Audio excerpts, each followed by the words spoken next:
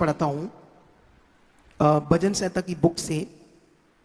ये भजन संहिता 119 अध्याय, और इसको पंजाबी में कहते हैं जबूरों की पोथी। जो पंजाबी बाइबल पढ़ते हैं उनके लिए वचन है जबूरों की पोथी। इंग्लिश में इसको कहते हैं सैम, लेकिन इसका 119 का मैं 24 पढ़ता हूं। यहां पर ऐसे लिखा, तेरी चितौनियां मेरा सुख मूल और मेरे मंत्री हैं। हिंदी में तो ऐसा लिखा है। मेरा बैग में एक बाइबल है पंजाबी का, वो भी देना मुझे, ठीक है। अभी इस बात पर ध्यान देना, आज एक ही वचन पर जो मैंने पढ़ाया है, इसमें बहुत कुछ आपके लिए, ठीक है। अभी मेरे पास एक पंजाबी का वचन है, वहां से भी मैं पंजाबी में भी पढ़कर आपको समझाता हूं यहां पर क्या लिखा है। क्योंकि एक्चुअली में बाइबल की ट्रांसलेशन जब हुई तो इसमें फर्क समझ आएगा आपको, क्या क्या अलग अलग ट्रांसलेशन होगी, ठीक है। तो जब इसका 24 पढ़ते हैं तो ऐसे लिखा है, तेरियां साखियां भी मेरी खुशी और मेरे लिए सलाहकार हन। हालेलुया। कितनों को बात समझ आ रही है? अगर मैं इसको स्ट्रॉन्ग बाइबल से पढ़ता हूं, इंग्लिश में स्ट्रॉन्ग बाइबल में, तो ऐसे लिखा, thy testimonies also are my delight. जिसका मतलब क्या है? यही है कि तेरी साखियां मुझे क्या देती है? खुशी देती है मुझे, मतलब बहुत ज्यादा। डिलाइट मतलब बहुत बड़ी खुशी, ज्यादा वाली खुशी। जो स्ट्रॉन्ग बाइबल है, जिसे हिब्रू का ट्रांसलेशन कहते हैं, और उसके बाद जो अगली बात है वो साथ में जुड़ी हुई है, एंड माई कॉन्सलस। कितनों को बात समझ आ रही? वही, और मेरे क्या है? ये सलाहकार है। हालेलुया। ऊंचा बोलो हालेलुया। अगर मैंने हिंदी में पढ़ा तो हिंदी में मंत्री तो वही सलाहकार। मंत्रियों का काम क्या होता है? राजा को क्या देनी? सलाह। लेकिन यहां पर जब हम पढ़ते हैं हिंदी में तो ये लिखा चितौनियां। चितौनियां का मतलब क्या होता है? जैसे अवेयर करना, या ये भी होता है वार्निंग देना। चितौनियों का मतलब क्या होता है? वार्निंग देना या अवेयर करना, जिसे हमारे अंदर अवेयरनेस आ जाए। लेकिन चितौनियों का मतलब तो ये है, लेकिन ये बीच में इंग्लिश और पंजाबी के वचन में टेस्टमनी लिख दिया। तो फिर मैंने चाहा इसको और अच्छे से समझ दिया आपके लिए, ताकि आप लोग इस वचन को अच्छे से देखो। ये छोटा सा एक वचन पढ़ा हमने, तो सोचो बाइबल पूरी में क्या क्या है। और हमारे लिए तो ये बस मोटा मोटा पढ़ दिया, तो मोटा मोटा पढ़कर ऐसे हो गया ना, ऐसे कैसे? ये मेरी एक्टिंग समझ रहे हो जो मैं एक्टिंग कर रहा हूं? जो मोटा मोटा दिमाग रखते हैं, मोटी मोटी सोच रखते हैं, वो उनके लिए ये एक्टिंग ऐसे। आप जानते हो ऐसे ऐसे एक्टिंग का क्या साइन है? मंद बुद्धि। मंद बुद्धि का मतलब बुद्धि तो है, लेकिन उसको ध्यान से यूज ना करना। ऐसे लोग, वो साइन था जो मैंने दिया था आपको। बुद्धि है लेकिन उससे अच्छे से यूज ना करना, ध्यान ना देना। लेकिन यहां पर अगर मैं ERV बाइबल से पढ़ता हूं ये वाली लाइन, तो वहां पर ऐसे लिखा, your rules make me happy, they are me नहीं, they give me good advice. Hallelujah. अगर मैं ये वचन पढ़ता हूं ERV बाइबल से, ERV का मतलब इजी रीड वर्जन, ठीक है। इसमें तो ऐसे लिखा है, मतलब आपका अनुशासन से मुझे क्या होती है? जबरदस्त खुशी। आपके अनुशासन से, आपके रूल से, आपके प्रबंध से, आपके जो उससे क्या मिलता है मुझे? वो मुझे अच्छी सलाह देते हैं, अच्छी सलाह मिलती है उनसे। तो परमेश्वर का वचन कितना बड़ी चीज है, कितना बड़ा विषय है परमेश्वर का वचन। और आप जानते हो परमेश्वर का दास का भी हमारे ऊपर नियुक्त होना एक बड़ा विषय है, जो डाउन टू अर्थ है, जिसके अंदर ईगो नहीं है, जो अपने आप को बड़ा ऐसे नहीं समझता कि मैं कुछ हूं। जो अपने आप को डाउन टू अर्थ रखता है, वो आपको सच्ची बड़ा बड़ा सही परमेश्वर के साथ कर सकता है। आपके जीवन का असली मकसद आपके अंदर डाल सकता है। आपके जीवन के अंदर एक बड़ी निखार को लेकर आ सकता है। आपकी जो वैल्यू है, उसे आप वैल्यूएबल बन जाओ, आपकी वैल्यू प्रकट हो जाए। अगर आप दिहाड़ी भी करते हो, सच्ची ये इतना बड़ा विषय है परमेश्वर के साथ। वो दिहाड़ी क्या करते हो? आप लेबर करते हो, झाड़ू पोछे का काम करते हो, आप बर्तन किसी के घर में साफ करते हो, मेहनत करते हो, कपड़े धोते हो, तो परमेश्वर खुश है।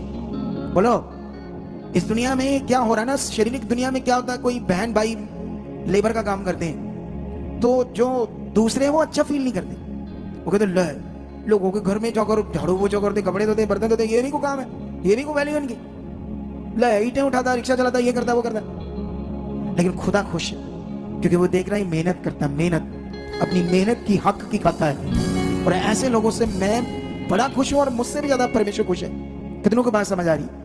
क्योंकि मैं मेहनत करने वालों से खुश होता हूं, ना कि उनसे जो ठगियां चोरियां कर रहे हैं, लोगों को ठगियां मार रहे हैं, गलत काम कर रहे हैं, धोखा दे रहे हैं, धोखे से पैसे हड़प रहे हैं। ऐसे लोगों की ना तो परमेश्वर के सामने वैल्यू है और ना ही मेरे सामने। कितनों को बात समझ आ? मैं उसी की रिस्पेक्ट करता हूं जो मेहनत करता है, और परमेश्वर का वचन भी ये कहता है। अब यहां से हमें क्या सीखना है? हमें यह सीखना है कि जो परमेश्वर का वचन है वो कितनी बड़ी चीज है। अगर मैं चेतौनियों को भी, चेतौनियां भी बहुत जगह पर दी है। चेतौनियां का मतलब होता है वार्निंग।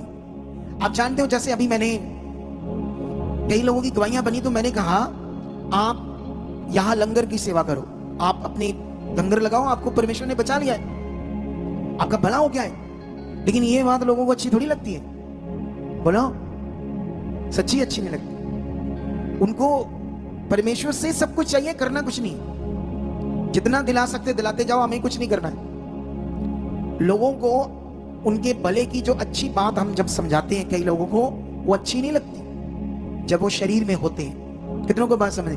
जबकि इन्हीं बातों में उनके लिए बड़ा लाभ है, सच्ची बड़ा लाभ है। जो कुछ परमेश्वर का आत्मा मुझे यूज करके आपको समझा रहा है, उसमें आपके लिए एक जबरदस्त लाभ है, एक जबरदस्त लाभ। कितनों को बात समझ आ रही? हालेलुया।